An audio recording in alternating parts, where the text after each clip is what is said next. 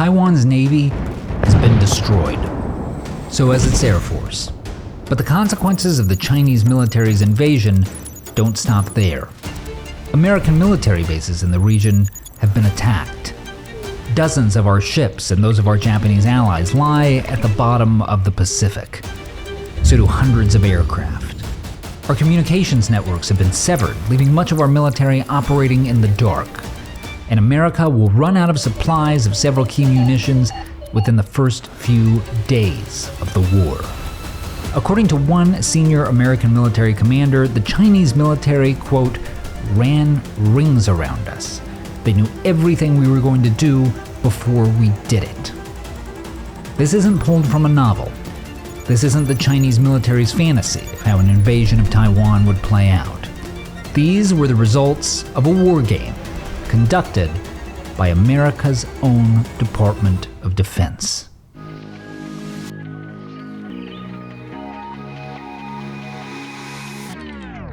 Speak softly and carry a big stick. That was Teddy Roosevelt's famous advice about how America should conduct itself in foreign affairs. Translation, don't go looking for a fight, but be ready if one comes looking for you. Americans tend to take it for granted that we are, in fact, ready. After all, we're by far the global leaders in military spending. And the historical record shows that even when we start out on shaky footing, America can be ready to defend ourselves and our allies in no time. As the country ramped up for World War II, we increased spending on the Army by more than 5,000% in just 2 years. The result of our incredible mobilization, a system so efficient that we were producing a new B-24, a long-range bomber with over 1.5 million parts, every 63 minutes. The result of that? Victory over the Nazis in Imperial Japan. It's a legacy that Americans are rightly proud of, but also, it was 80 years ago. How confident can we be that America could defeat the aggression of a major power today?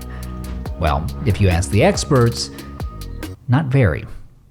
Analysis from leading defense scholars has warned that there's a serious prospect that we could lose our next war. And that analysis came even before recent attacks on American allies put even more pressure on our military resources.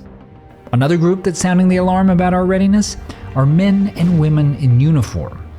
In a 2020 survey of the Army, only about 40% of generals said they were confident that troops under their command would be ready to deploy, fight, and win anywhere in the world immediately.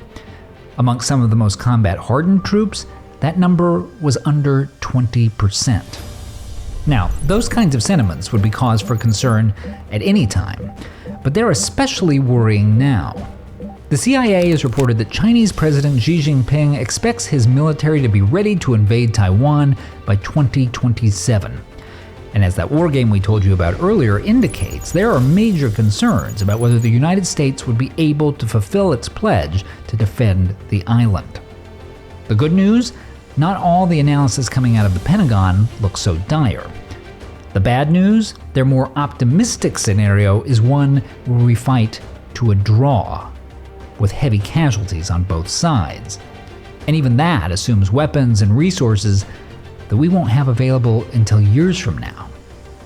Now, regardless of what you think about the wisdom of a potential conflict with China, the reason this is so unsettling is because we're not talking here about what the military should do, we're talking about what the military can do. Why is it unclear whether the world's most powerful fighting force could actually win a war with a major adversary? Actually, there are a lot of different answers to that question. First, there's the matter of hardware.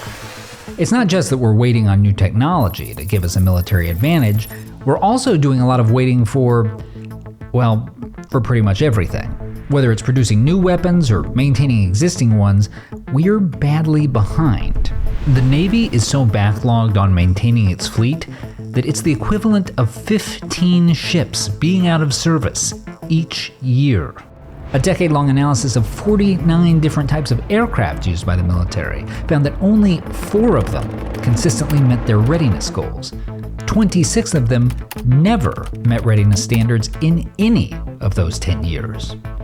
Recent war games estimate that the US would need between 800 and 1,200 long-range anti-ship missiles for a conflict with China. We currently have 200. At the current rate of production, we could get to 1,000 by 2032. And there are vulnerabilities related to where we get our supplies to. The Air Force's new F-35 fighter jets, for instance, have a magnet component with an alloy almost exclusively manufactured in China. There's another problem here, though. Even if the military gets all the resources it needs, who's going to use them? In 2022, the Army fell 15,000 troops short of its recruiting goal. In 2023, it's projected to happen again, and to happen to the Navy and the Air Force as well. The Pentagon estimates that only 23% of youths aged 17 to 24 can meet the military's standards. More importantly, fewer than 10% are even interested in joining. Where does that leave us? Vulnerable. A 2020 Defense Department report admitted that China's military has pulled even or even surpassed America's on several fronts. The number of ships in the Chinese Navy is set to dramatically outpace those in America's, and China's defense spending has been increasing, while America's has remained flat and has actually shrunk as a percentage of the overall economy. Americans hold a wide range of views on our proper role in the world. Some of us want the country to be a military powerhouse, capable of taking on even the most formidable adversaries. Some of us want a quieter, more modest role on the global stage.